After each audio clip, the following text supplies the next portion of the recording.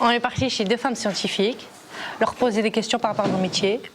Et il y en avait une qui travaille sur les glaciers et une autre sur les plasmas.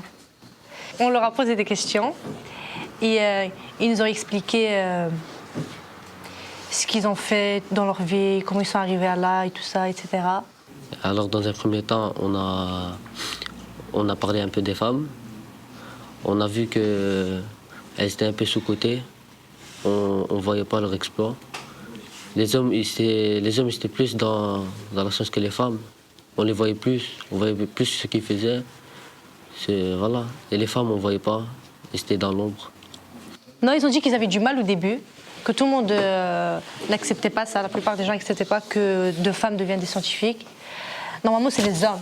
Et ils ont réussi à monter ça et à surmonter ça. Et ils ont dit qu'ils avaient galéré avant de devenir des scientifiques.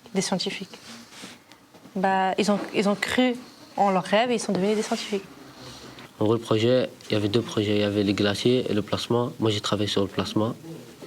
Le plasma, on a vu que c'était une matière. C'était la 4e matière.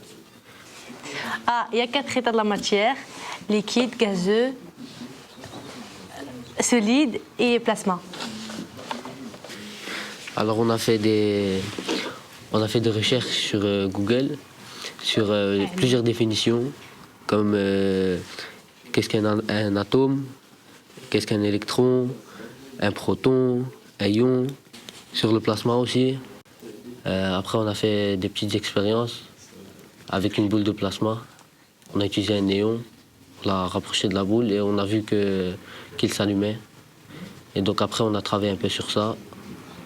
On a préparé nos questions pour leur poser.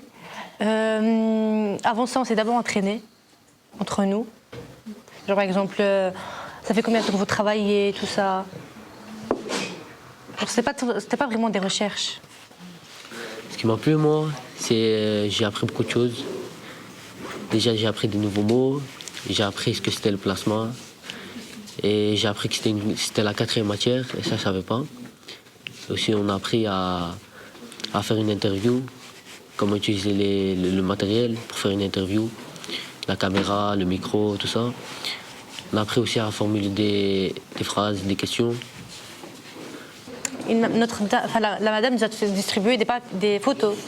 Et il y avait des scientifiques et des non-scientifiques. Et on devait trouver les scientifiques.